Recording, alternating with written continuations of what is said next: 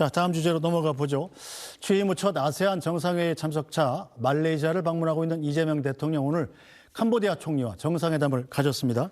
자, 서영주 부대변인, 네.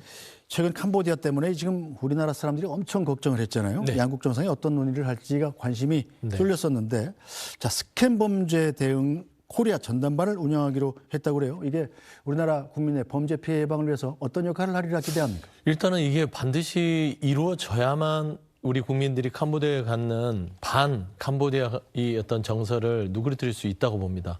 근데 이제 시작이고 당연히 지난 23년, 24년도에 캄보디아의 어떤 범죄 실종 신고가 급등했을 때 이 부분이 캄보디아하고 좀 조치가 됐었어야 되는데 네. 이게 마치 이 솔고 외양간 고치는 격이라서 좀 아쉬움들이 있습니다. 하지만 이재명 대통령께서 캄보디아 대통령과 그 아세안 플러스 3에서 이 얘기를 했지 않습니까?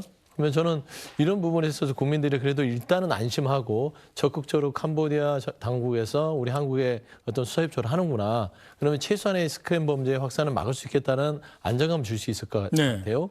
그다음에 두 번째 오늘 이재명 대통령이 얘기한 부분들은 이게 초국가 범죄, 스캠 범죄들이 다양하게 이 아세안 지역을 돌면서 이루어지기 때문에 공조를 통해서 아세안 지역에서 이런 정말 아주 불법적인 범죄들을 발본색원하자. 이거를 정상들과 협의가 됐다라고 얘기를 했습니다. 네. 그래서 저는 사실 이게 캄보디아의 어떤 반 캄보디아 정서로 인해서 선량하게 거기 계신 분들이 어떤 관광사에 피해가 있거나 캄보디아 한국 간의 어떤 여러 가지 국가 간의 어떤 외교적 관계가 아주 망쳐지는 것들은 좀 좋지 않잖아요. 그래서 저는 단기적인 처방보다 장기적인 네. 어떤 방안들이 논의됐다는 점에서 높은 평가를 좀 드리고 싶다. 네. 윤희석 대변인 어떻게 평가하죠? 네, 일단 그 캄보디아 총리하고 대통령께서 회담을 했기 때문에 표면적인 외교적인 문제는 이제 더 이상 나올 이유가 전혀 없을 것이라고 보고요. 캄보디아에 다른 나라에 있는 뭐 코리안 데스크 같은 경찰 인력 파견이 이루어지게 되니까 실종되셨던 분들에 대한 수색이라든지 그리고 앞으로 그 나라 캄보디아에서 벌어질 수도 있는 그런 한국인까지 포함된 국제 범죄 이런 것을 막는 데는 큰 효과가 있을 것으로 보입니다.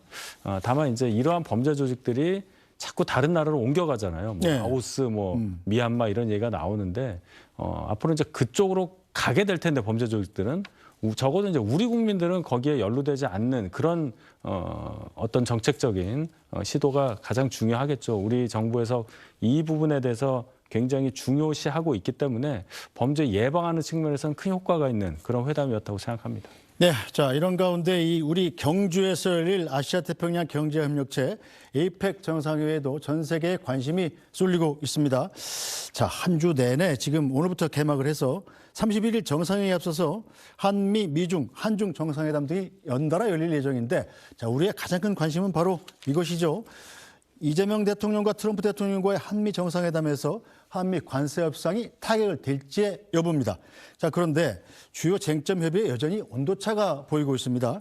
오늘 나온 이 대통령의 외신 인터뷰부터 좀 자세히 볼까요?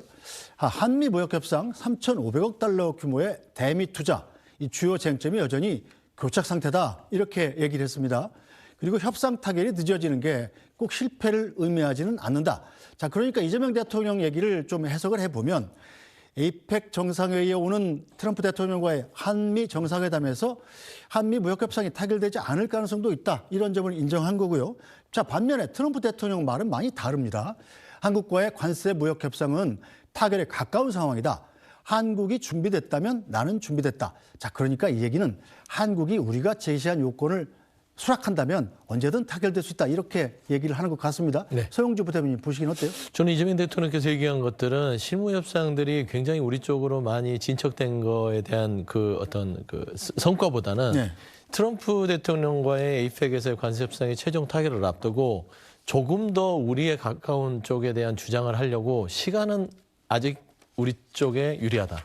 이 얘기를 저는 트럼프 대통령에게 간접적으로 얘기한 것 같습니다. 네. 왜냐하면 지금 현재 언론 보도상에 나오는 거 보면 3,500달러의 일괄 지급보다는 2천억 달러 정도를 8년간 나눠서 분할로 해서 이제 투자하는 방식까지는 좀 어느 정도 된 것 같고 트럼프도 사실 한 1년에 250억 달러 정도를 이렇게 해서 받겠다 하는 건데 또 대한민국 입장에서는 250억 달러를 1년에 주는 것이 조금 부담스럽다. 그래서 네. 200억 달러 미만으로 좀 갑시다. 예. 이런 상황 같아요. 그래서 저는 한국이 200억 달러 정도를 트럼프가 받아만 줄 수 있다면 이번에 사인을 할 수 있는데 250억 달러에 대한 부분들을 계속 고집한다면 이번 에이펙에서 우리 측에서 이걸 못 받아들일 수 있다라는 측면들을 지금 대통령이 얘기하는 것이고 트럼프는 250억 갑시다. 내가 많이 양보했어. 이런 상황이라서 조금 며칠간 남은 시간 동안에 사실상 실무가 어떻게 마무리되는지 보는데 저는 한 60%, 70%는 관세 협상이 마무리될 수 있을 것 같지 않냐.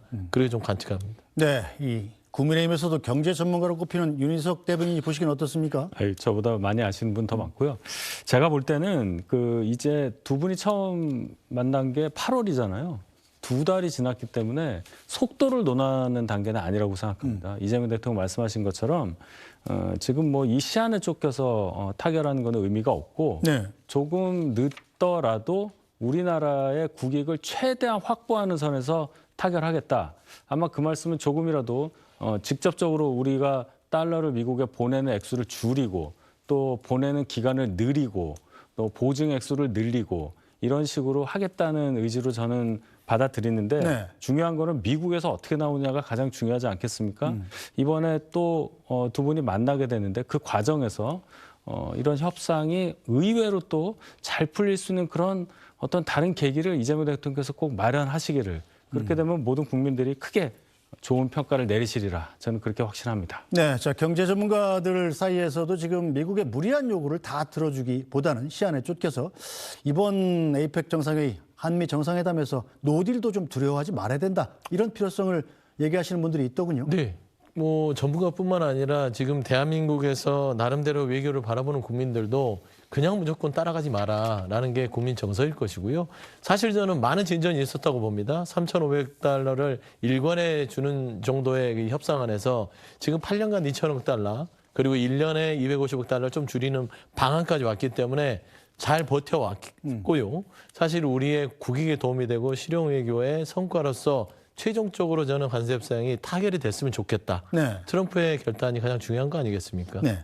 자, 윤희석 대변인 보시기는 어떻습니까? 일단 이 사람들이 이 한미 무역협상이 원만하게 타결되길 원하는 이유 중에 또 하나가 지금 주식시장이 되게 좋잖아요. 그렇습니다. 이게 타결이 되면 더 올 거다. 이런 기대감도 있는 거 아니겠어요? 그렇죠. 뭔가 우리나라가 경제적으로 많은 어떤 어려움이 있을 걸로 예상했는데 그걸 잘 넘어갔다는 그 기대 심리.